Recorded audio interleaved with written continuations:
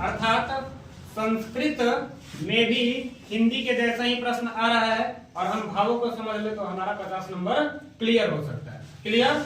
आपके पहले चैप्टर का नाम मैंने डाला है यहाँ पर मंगलम, अर्थात सभी शुभ कार्य। ठीक है, और मंगलम चैप्टर का, मंगलम पाठ का ऑब्जेक्टिव यहाँ पर आपको 25 ऑब्जेक्टिव मैंने लिखा है और इस ऑब्जेक्टिव का तैयारी आप लोगों को करना है और याद भी करना है साथ साथ। ठीक है जी सर। आपके मंगलम चैप्टर में का जो मंत्र है वो किससे लिया गया है? उपनिषदों से लिया गया है। 5 मंत्र हैं और 4 उपनिषदों से लिया गया। आपके 4 उपनिषद कौन कौन से हैं? तो पहले उपनिषद का नाम है ईशावास्य उपनिषद, दूसरे उपनिषद का नाम है कठोपनिषद, तीसरे और चौथा जो मंत्र लिया गया है वो मुंडकोपनिषद से लिया गया है और लास्ट वाला जो मंत्र है वो श्वेताश्वर उपनिषद से लिया गया है। इन्हीं सब उपनिषदों के मंत्र का अर्थ हमने आपको बताया है। ठीक है, और अब उनसे जो प्रमुख ऑब्जेक्टिव क्वेश्चन है उस ऑब्जेक्टिव क्वेश्चन को आप देखेंगे बोर्ड पर ध्यान से। हमने आपके चैप्टर का ऑब्जेक्टिव यहाँ पर लिखा है, उस ऑब्जेक्टिव को आप ध्यान से सुनेंगे और देखेंगे। पहला क्वेश्चन, क्वेश्चन नंबर 1, हम जब कोई भी पाठ पढ़ते हैं तो उसके रचनाकार को देखते हैं। ठीक है, तो रचनाकार अर्थात पहले क्वेश्चन को हम देखेंगे कि मंगलम पाठ के रचनाकार कौन है। ठीक है, तो मंगलम पाठ के रचनाकार अगर आपसे कोई पूछे तो कौन है? वेदव्यास जी हैं। ठीक है, जिनके बारे में बताया जाता है कि वेदव्यास जी महाभारत के भी रचनाकार कहे जाते हैं। क्वेश्चन नंबर 2, अर्थात उपनिषद के रचनाकार कौन है? तो वेद हो, उपनिषद हो, वेद के बारे में तो नहीं लेकिन उपनिषद हो, इन सब के बारे में वेदव्यास जी का नाम आता है। अर्थात उपनिषद के रचनाकार भी कौन है? वेदव्यास जी हैं। समझ में आया?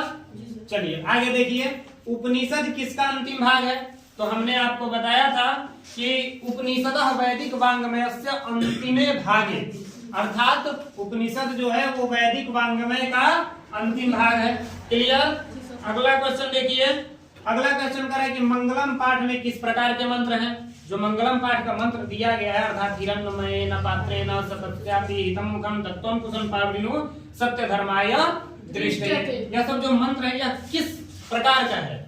तो पद्यात्मक प्रकार का है। पद्यात्मक का मतलब समझते हैं, गद्यात्मक नहीं है, अर्थात कहानी के लेवल का नहीं है, पद्यात्मक है, कविता के आकार का है। ठीक है, तो मंगलम पाठ जो है, मंगलम पाठ में पद्यात्मक मंत्र संकलित है। ठीक है, आगे देखिए, फिर कह रहे हैं कि उपनिषद किसका सिद्धांत प्रकट करती है?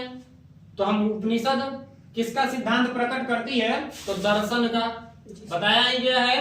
क्या बताया गया है कि अंतिमे भागे दर्शन शास्त्रस्य सिद्धांतान प्रकटयन्ति, अर्थात उपनिषद जो है वो वैदिक वाङ्मय का अंतिम भाग होता है और यह किसके सिद्धांतों को प्रकट करता है? तो दर्शन शास्त्रों के सिद्धांतों को प्रकट करता है। तो क्या हो गया आंसर? उपनिषद किसके सिद्धांतों का प्रकट करती है? तो दर्शन को। आगे देखिए, फिर कह रहा है कि किसे वश में नहीं किया जा सकता है? तो किसको वश में नहीं कर सकते हम? आत्मा को, यानी कि हमारे शरीर का ये हाथ है तो हम इसको वश में कर सकते हैं, जब चाहेंगे तब इसको हिलाएंगे डुलाएंगे, इधर ले जाएंगे उधर ले जाएंगे। आत्मा एक ऐसा क्या है? अंग है या सूक्ष्म चीज है जिसको हम कभी वश में नहीं कर सकते। अर्थात क्या पता कि हम पढ़ाते पढ़ाते यहाँ हमारे शरीर से आत्मा निकल जा रहा, हमारा राम नाम सत्य हो जाए। ठीक है, कोई नहीं जानता है कि आत्मा किसके शरीर में कब तक वास करेगी। तो वश में अगर किसी को नहीं किया जा सकता है तो वो आत्मा, हम किसी को भी अपने वश में कर सकते हैं। ठीक है, आगे देखिए, कह रहा है कि मंगलम पाठ कहाँ से संकलित है? तो आपको पता ही है, मंगलम पाठ का जो शुरू में ही दिया गया है कि उपनिषद का बात आया है तो उपनिषद से संकलित है। ठीक है, आगे देखिए, महान से भी महान क्या है? तो आपको बताया गया कि अनोरणीयान महतो महीयान आत्मस्य जंतो नृतो गुहायाम। महतो महीयान माने महान से भी महान और अनोरणीयान माने सूक्ष्म से भी सूक्ष्म, अणु से भी सूक्ष्म। तो महान से भी महान क्या है? आत्मा है। फिर कह रहा है कि सूक्ष्म से भी सूक्ष्म कौन है? तो इसका भी आंसर क्या होगा? आत्मा ही होगा। अनोरणीयान, अनोरणीयान माने सूक्ष्म से भी सूक्ष्म या अणु से भी सूक्ष्म। आगे देखिए, फिर कह रहा है कि विद्वान शोक रहित होकर के किसको देखता है? तो विद्वान जब शोक रहित हो जाता है, या हम ही लोग जब शोक रहित हो जाएंगे, अर्थात न दुख में दुखी होंगे न सुख में सुखी होंगे, तो हम किसको देख सकते हैं? ईश्वर को देख सकते हैं, अर्थात परमात्मा को देख सकते हैं। परमात्मा कौन है? ईश्वर है, परम पुरुष है। ठीक है। अगला क्वेश्चन कह रहा है कि सत्य से किसका रास्ता प्रशस्त होता है? अर्थात अगर हम अपने जीवन में सत्य को धारण करें तो हम किसको देख सकते हैं, कहाँ जा सकते हैं, कहाँ जाने के लिए हमारा रास्ता एकदम सुदृढ़ हो सकता है? तो देवलोक। ठीक है। आगे देखिए, यह संपूर्ण संसार किसके द्वारा अनुशासित है? अर्थात हमारा जो पूरा ब्रह्मांड चलता है या पूरा धरती चल रही है, यह इसका शासक कौन है? परमात्मा है। क्लियर। आगे देखिए, करे कि वेदाहमेतम पुरुषम महांतम विधत से लेकर के विधते येनाय मंत्र किस उपनिषद से लिया गया? तो अभी हमने आपको बताया कि आपके मंगलम पाठ में कितने श्लोक हैं? 5 मंत्र या श्लोक हैं। उस 5 मंत्र या श्लोकों को 4 उपनिषदों, 4 अलग अलग उपनिषदों से लिया गया। आपको पता है कि उपनिषदों की संख्या कितनी है? 4। उपनिषदों की संख्या 108 है। उस 108 में से 4 उपनिषद लिया गया है। एक है ईशावास्य उपनिषद, ईशावास्य, और फिर कठोपनिषद है ना, कठोपनिषद, फिर मुंडकोपनिषद, मुंडकोपनिषद से 2 मंत्र लिए गए हैं। ठीक है ना। और फिर लास्ट वाला श्वेताश्वर उपनिषद है ना। अलग अलग उपनिषद है। एक और उपनिषद का नाम है जिसका नाम है चक्षु उपनिषद। संस्कृत में चक्षु को आंख कहते हैं। चक्षु का हिंदी क्या होगा? आंख। चक्षु संस्कृत शब्द है। तो चक्षु उपनिषद में बताया गया है कि आंख में जितनी बीमारियां होती है उन सभी बीमारियों का इलाज उस चक्षु उपनिषद में है। ठीक है। यह अलग अलग 4 उपनिषदों से 5 मंत्र संकलित हैं। तो इसमें बताया गया कि वेदाहमेतम पुरुषम महांतम से लेकर के विधते यनाय तक का जो मंत्र है, अर्थात लास्ट वाला जो मंत्र है, वह किस उपनिषद से लिया गया है या किस उपनिषद से लिया गया है? अर्थात श्वेताश्वर उपनिषद से लिया गया है, अंतिम उपनिषद से लिया गया है। आगे देखिए, फिर कह रहा है कि अनोरणीयान से लेकर के महतो महियान होते हुए मात मनः मंत्र किस उपनिषद से संग्रहित है? तो अनोरणीयान महतो महियान वाला मंत्र जो है वह किस उपनिषद से लिया गया है? तो वह लिया गया है कठोपनिषद से लिया गया है। ठीक है। क्लियर। कोई दिक्कत? आगे देखिए, फिर कह रहा है कि नदियां नाम और रूप छोड़ करके किस में मिल जाती है? तो नदी का एंडिंग पॉइंट कहाँ होता है? समुद्र में होता है। बड़ी बड़ी नदियां किस में जाकर के मिलती है? समुद्र में मिलती है। और जो छोटी छोटी नदियां होती है वो बड़ी नदियों में मिलती है। तो अगर नदियों की खाली बात आए तो कहाँ पर मिलती है? समुद्र में मिलती है। जैसे गंगा नदी समुद्र में मिलती है तो फिर गंगा के नाम से जानी जाती है या समुद्र के नाम से जानी जाती है? समुद्र के नाम से जानी। नाम किसका होता है? बड़े का होता है। ठीक है। आगे देखिए, फिर कह रहा है कि किसकी विजय नहीं होती है? तो क्या होता है? विजय किसकी होती है? हमेशा सत्य की होती है। अर्थात असत्य की विजय कभी नहीं होती है। और इसके बारे में बताया भी गया है आपके इसी में 3रा श्लोक है, सत्यमेव जयते नान्यतम, अर्थात सत्य ही जीतता है, झूठ नहीं। सत्य के बारे में एक और श्लोक है कि अब सत्य तो बोलिए लेकिन प्रिय लगने वाला सत्य बोलिए। अर्थात सत्यम ब्रूयात प्रियम ब्रूयात न ब्रूयात सत्यम प्रियम, है ना। प्रियम च नान्यतम ब्रूयात ऐसु धर्मः सनातन।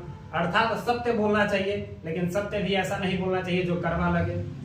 प्रिय लगने वाला सत्य बोलना चाहिए और प्रिय लगने वाला झूठ, अप्रिय लगने वाला झूठ भी नहीं बोलना चाहिए। अप्रिय माने जिसको जो बातें बोलने से किसी को ज्यादा क्या हो? दुख हो। तो कहा गया है कि सत्यम ब्रूयात प्रियम ब्रूयात, अर्थात सत्य बोलिए और प्रिय बोलिए। न ब्रूयात सत्यम प्रियम, अर्थात प्रिय लगने वाला क्या नहीं बोलना चाहिए? अप्रिय लगने वाला सत्य नहीं बोलना चाहिए और अप्रिय लगने वाला झूठ भी नहीं बोलना चाहिए। फिर देखिए आगे कर रहा है कि किसकी महिमा का गायन किया गया है? तो आपके पाठ में किसकी महिमा का गायन किया गया है? परमात्मा का। और सत्य क्या है? परमात्मा है, परमात्मा ही सत्य है। तो गायन किसका हुआ है? परमात्मा का। फिर देखिए सबसे बड़ा खजाना क्या है? तो सबसे बड़ा खजाना क्या है? सत्य। सत्य गांधी जी बोले तो आज उनको लोग राष्ट्रपिता के नाम से जानते हैं। और सत्य हम बोलते हैं तो हमारा मार्ग देवलोक को प्रशस्त हो जाता है, ठीक है। अर्थात हम परमात्मा से भी मुलाकात कर सकते हैं या परमात्मा हमारे अंदर आकर के निवास थोड़ी देर के लिए कर सकते हैं। आइए देखिए ईश्वर क्या है, तो ईश्वर सत्य है। आप लोग एक गाना सुनेंगे, सत्यम शिवम सुंदरम, अर्थात सत्य ही शिव है, शिव ही सुंदर है ना। आइए देखो फिर कह रहा है कि ईशावास्य उपनिषद में ईशावास्य उपनिषद में किसके विषय में कहा गया है, तो किसके विषय में कहा गया है, सत्य के विषय में कहा गया है। आगे देखिए कह रहा है कि कठोपनिषद में किसके बारे में कहा गया है, तो मोक्ष के बारे में कहा गया है, अर्थात आत्मा के बारे में कहा गया है ना, कि सूक्ष्म से भी सूक्ष्म और महान से भी महान अगर कोई है तो वह क्या है, आत्मा है। तो कह रहा है कि मोक्ष के बारे में कहा है, तो मोक्ष हमको कब मिलता है, मरने के बाद मिलता है ना। लेकिन जो व्यक्ति जीवन में हमेशा सत्य बोलता है वह जीवन और मृत्यु के चक्र से क्या हो जाता है, मुक्त हो जाता है। और मुक्त होने के बाद उसको मोक्ष की प्राप्ति होती है, अर्थात वह फिर दोबारा कभी जन्म नहीं लेगा। आगे देखिए फिर कह रहे हैं श्वेताश्वर उपनिषद में किसके बारे में कहा गया है, तो श्वेताश्वर उपनिषद में परमात्मा के बारे में कहा गया है। वेदा हमेतम पुरुषम महानतम, ठीक है। पुरुषम महानतम कौन है, कौन पुरुष महान है, तो परमात्मा महान है। आगे देखिए किसके प्रभाव से विद्वान शोक रहित होते हैं, तो इंद्रिय के प्रभाव से। इंद्रिय क्या है, आंख कान नाक ये सब इंद्रिय हैं, ठीक है। अगर हम इसको कंट्रोल में करेंगे, आंख को कंट्रोल में करेंगे, गलत चीजों को नहीं देखेंगे, अर्थात हम अपने इंद्रियों पर क्या है, कंट्रोल कर लिया, अपने इंद्रियों को अपने वश में कर लिया, संतुलन में कर लिए। तो किसके प्रभाव से विद्वान शोक रहित होते हैं, इंद्रिय। क्वेश्चन नंबर 24 देखिए, सत्य मार्ग से विद्वान कहाँ जाते हैं, देवलोक में जाते हैं। जो हमेशा सत्य बोलेंगे उनको ईश्वर की प्राप्ति हो जाती है, अर्थात वो देवलोक में चले जाते हैं, देवलोक का रास्ता उनके लिए प्रशस्त हो जाता है। आगे देखिए 25 नंबर, साधक किसको पार करते हैं, तो साधक जो भी साधक लोग होते हैं यह मृत्यु को पार कर जाते हैं। अब कुछ उदाहरण हम आपको दे देते हैं। जैसे अभी कुछ दिन पहले, 2-4-5 दिन पहले ही जैन परंपरा के एक अद्भुत गुरु जिनका नाम विद्यासागर जी महाराज था, ठीक है, उन्होंने अपने देह का त्याग किया। आप लोग देखते होंगे कि हम लोगों की मृत्यु जो होती है वो हम लोग बेड पर पड़े पड़े ऐसे मुंह बांध देते हैं, मर जाते हैं, है ना, प्राण निकल जाता है। लेकिन जो पहुंचे हुए लोग होते हैं, साधु महात्मा लोग होते हैं, उनकी मृत्यु किस प्रकार से होती है, तो वे लोग चाहते हैं तभी अपना देह का त्याग करते हैं। अर्थात हमसे आपसे बात करेंगे, फिर किसी सैया पर हम सबसे बोलेंगे कि अब हम अपने देह का परित्याग त्याग कर रहे हैं, अर्थात हम अपने देह को छोड़ रहे हैं, ठीक है, और ब्रह्म में लीन हो रहे हैं। ब्रह्म में लीन होने का मतलब ईश्वर में लीन हो रहे हैं, ठीक है। अब हमारा शरीर आपके समक्ष नहीं आएगा, ठीक है। तो विद्यासागर जी महाराज अभी 2-4 दिन पहले क्या किए हैं, अपने देह का त्याग किए हैं। अभी आप साधक ये शब्द बड़ा अद्भुत शब्द है। देखिए साधक में एक और संत का नाम हम आपको बताते हैं जिनके दोनों किडनियां हैं, अर्थात आप सबने कभी ना कभी नाम सुना होगा प्रेमानंद जी महाराज का, नाम सुना है, प्रेमानंद जी महाराज का। इनकी दोनों किडनियां नहीं है, प्रेमानंद जी महाराज।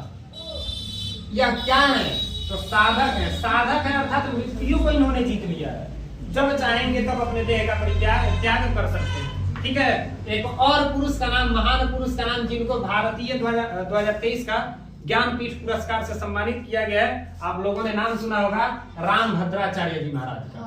राम भद्राचार्य जी महाराज महान, इनकी दोनों आंखें नहीं है, और आज के डेट के यह पूरे विश्व के सबसे ज्यादा ज्ञानवान व्यक्ति है, ज्ञानी व्यक्ति है, विद्वान व्यक्ति है। अब कल्पना कीजिए कि अगर ये साधक नहीं होते तो क्या यह आज के दुनिया के सबसे विद्वान व्यक्ति हो पाते, नहीं।